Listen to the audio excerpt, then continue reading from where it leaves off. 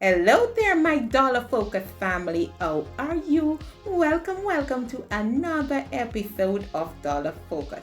It is always my pleasure and my privilege just to come right here and share a video with you all. And thank you for the love. Thank you for all the persons who have subscribed and who have been listening and viewing the video. I ask that if you know anybody that might find this information useful, that you share with them as we continue on this journey to improve or then become more financially stable. I want to say a big shout out to my new subscribers for taking the time out to view the video and to subscribe to my channel. I really appreciate you guys. Thank you all so much.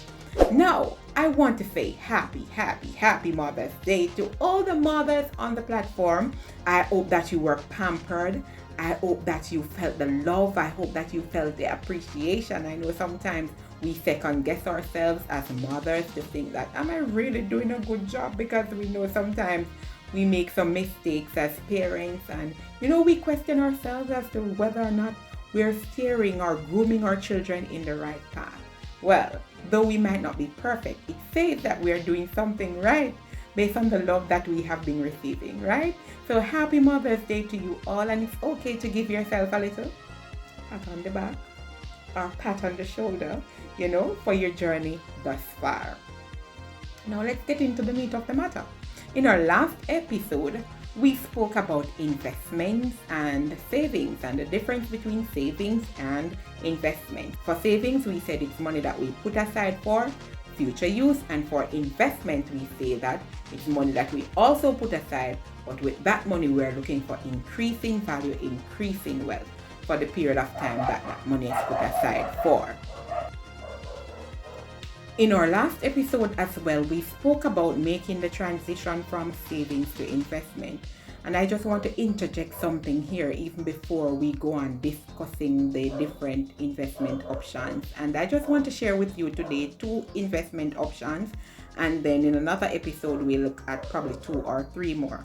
But what I will want to say to you, that making that transition, we want to ensure that we have our emergency fund in place. Now let's talk a little about the emergency fund.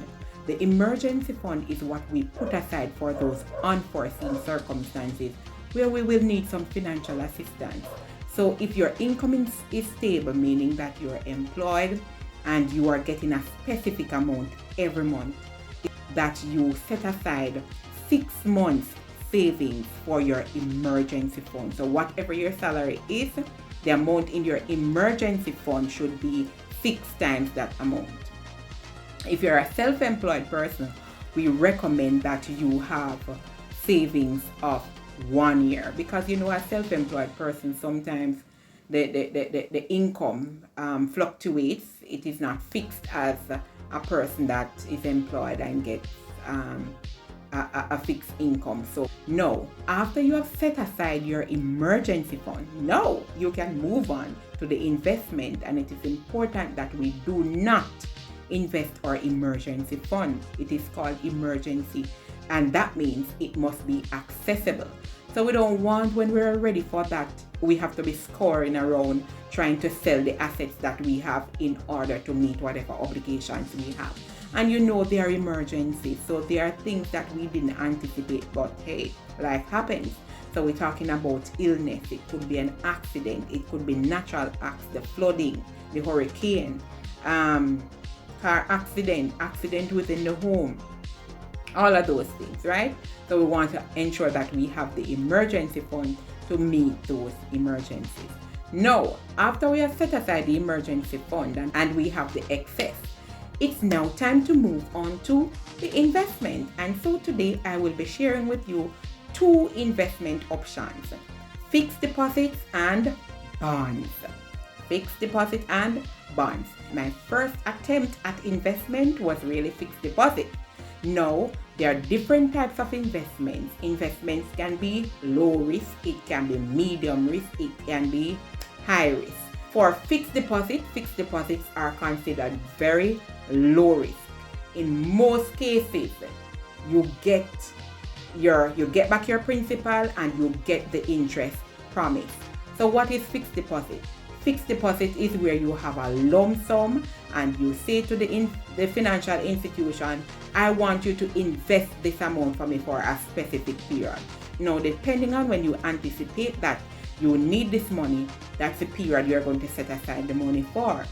So you have options like 30 days, 60 days, 90 days, 180 days, 360 days. Depending on what your goal is, what you need to achieve, you decide how long you want to keep the money there for. Now, the benefits to fixed deposit is that in most cases, you stand to lose nothing. Usually you get back your principal and you also the interest promised. I want us all to know that we don't have to have a lot of money to invest. With fixed deposit, you can start as low as 5,000-10,000 depending on the financial institution. Different institutions have different amounts, different requirements, so you would need to reach out to them to find out what the requirements are. Now we want to move on to bonds. Now, what are bonds? Bonds are basically us, the public, individuals, lending money to the government or other institutions to fund whatever project they have going on. So from time to time, for an institution or the government, they might need some money and they don't want to go to a bank per se to get a loan. They might go to the public and say, oh, if you lend me X amount, I will give you X amount interest, right? You have short-term bonds and you have long-term bonds. So it's an agreement to say that, all right, based on the amount that you're lending me, I'm going to pay you X amount of interest on the amount that you're lending me, and there is a specific period. So it could be a 1 year, 2 year, 3 year, 5 years bond. So usually the interest that the institution or the government would pay are paid in layers. You don't get all the interest one time. So if it is that it's a 2-year bond, usually they say that you're going to pay your coupon rate, which they call the interest, the coupon rate, every 6 months. So every 6 months you get a portion of the interest. So you decide whether you are going to withdraw that interest or you're going to keep it in a savings account or whatever you decide to do with that interest. And at the end of the 2 years, you would get back your principal. This is considered a low-risk investment as well. And when we are purchasing bond, we want to ensure that we do some research and look at the track record of the company before we actually purchase these bonds. On most occasions, the financial institution will make recommendations in terms of the bonds that you should purchase. And whatever money you give to them, they return it as per agreement with the interest. Let us bear in mind that there are risks with investments, right? And as we indicated before, we have low risk, medium risk, and high risk. And because there are risks, there's a possibility of something happening. There's a possibility that you might not get that interest or you might lose a portion of your principal.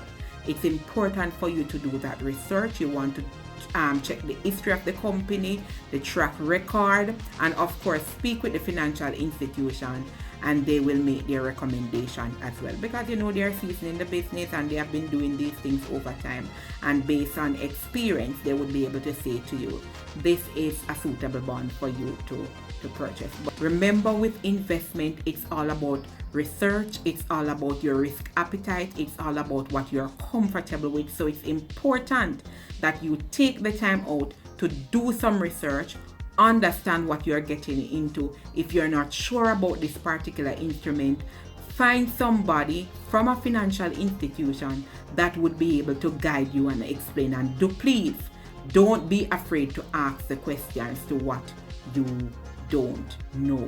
And of course, most of the financial institutions, Sagicor, JMMB, NCB, they all have information out there about the different investment options that they offer.